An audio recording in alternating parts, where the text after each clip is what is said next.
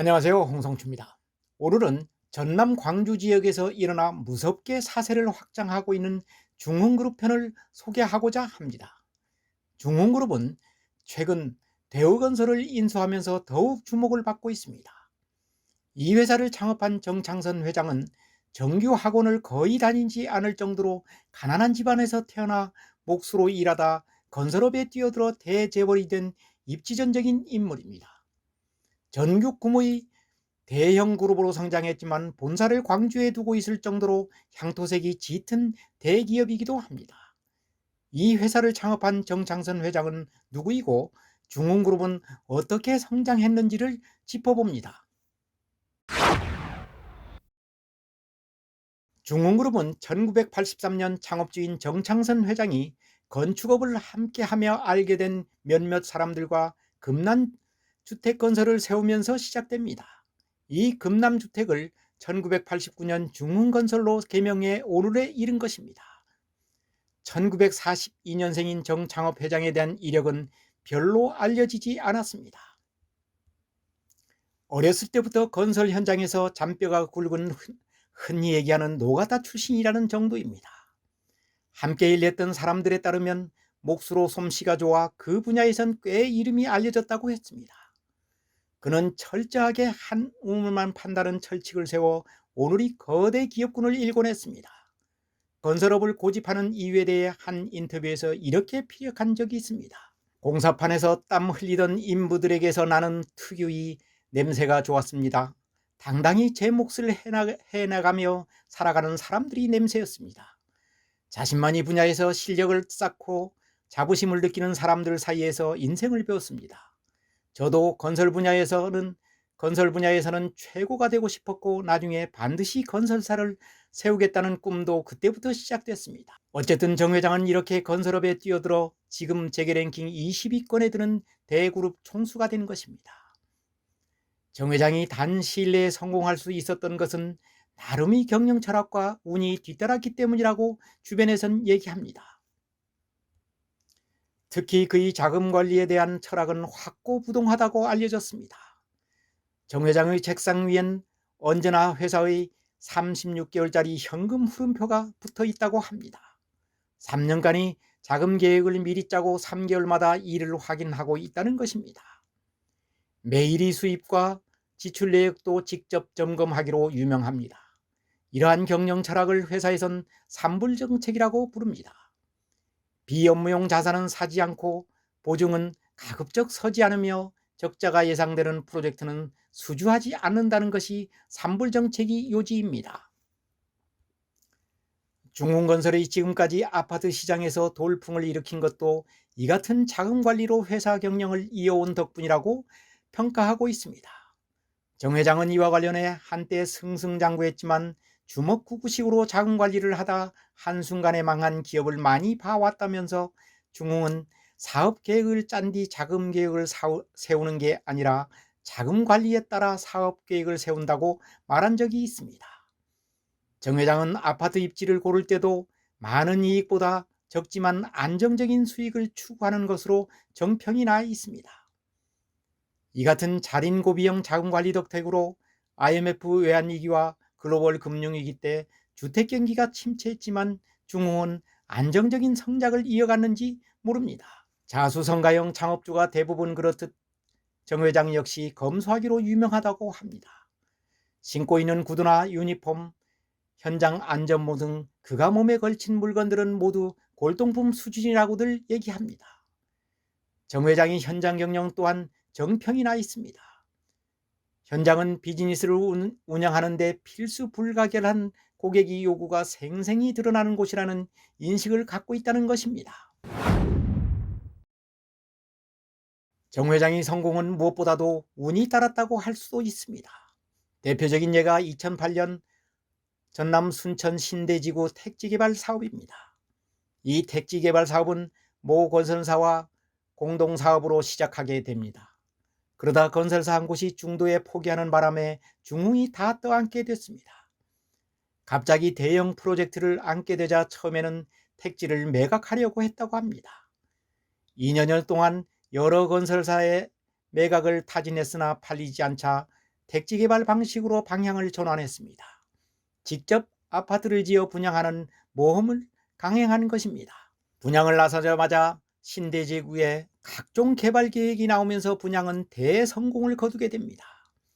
이때 중흥은 엄청난 현금을 확보하게 됐습니다. 이 돈을 가지고 다시 세종시 땅을 사들여 대박을 치게 됩니다. 당시 세종시는 대기업마저 포기한 상태였지만 정 회장은 이를 놓치지 않았습니다. 한참 뒤 정 회장은 한 언론 인터뷰에서 세종시는 2011년만 해도 수의계약을 할 정도로 땅이 안 팔렸다. 세종시 천마을 단지에 가보니 웃돈이 2천만 원 정도 붙어 있더라. 당시 대전 집값이 평당 1,100만 원대였는데 세종시 땅을 사면 평당 750만 원 정도에 분양할 수 있겠더라. 세종시가 대전시만큼만 간다고 봐도 이건 되겠다 싶어 전체 주택용지 3분의 1가량을 매입했고 그 덕에 단일 브랜드로는 가장 많은 1만 3천여 가구를 공급했다라고 밝힌 적이 있습니다. 중흥은 세종시에 2012년부터 2016년까지 모두 12개 단지에 이르는 아파트를 공급해 중견건설사로 완전히 자리 잡는 계기가 됩니다. 2015년엔 자산 규모가 5조 원을 넘어 처음 대기업 집단으로 지정되기도 했습니다. 재계 순위도 50위 안으로 들어오는 기업을 토합니다. 여기서 중흥 S클래스라는 브랜드가 주택업체들 사이에 이름이 오르내릴 정도로 알려지기 시작했습니다.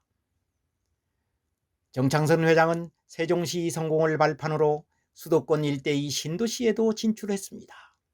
광교, 청라지구와 평택 브레인시티 등을 개발하며 주택 건설에서의 입지를 단단히 다졌습니다. 그러다 올해 대우건설 인수에 나서 성사시켰습니다. 2조 1천억 원의 입찰가를 써내 대우건설을 품은 것입니다. 대우건설은 금모아시아나그룹이 인수했다가 결국 금모아시아나의 몰락을 가져왔고 얼마 전에는 호반그룹에서 인수하기로 했다가 포기한 적이 있는 대형 건설사입니다.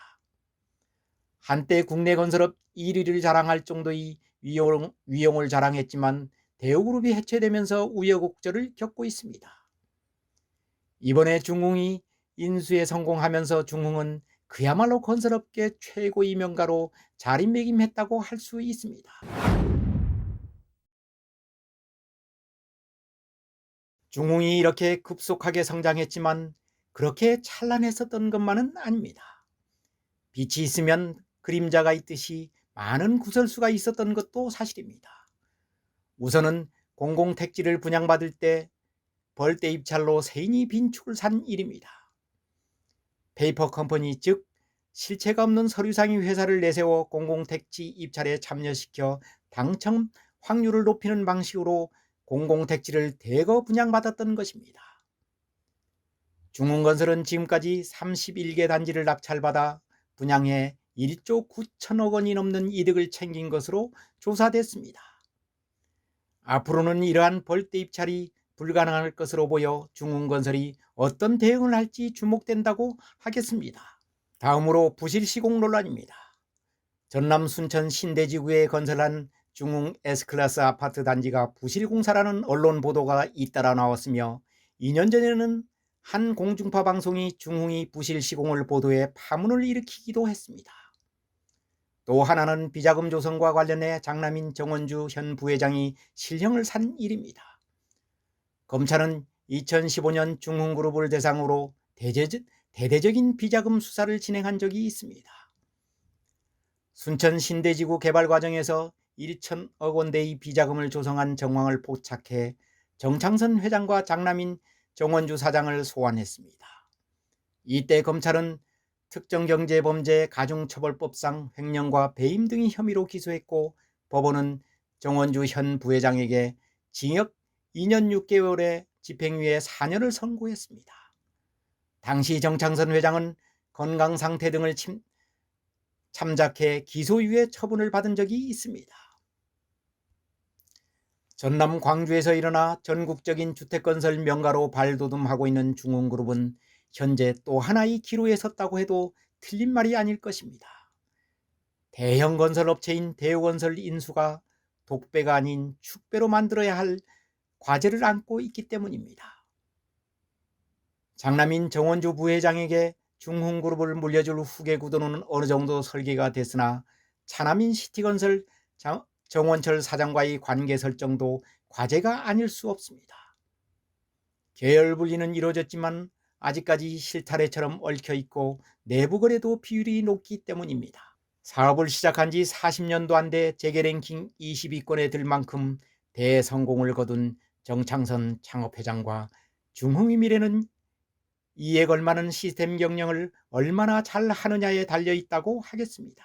지금까지는 정창선 회장이 황제 경영과 내부 거래 등으로 몸집을 불릴 수 있었지만 앞으로는 쉽지 않을 것입니다. 한 번도 성장통을 겪지 않을 정도로 승승장구한 중흥그룹의 미래가 궁금해지는 이유이기도 합니다.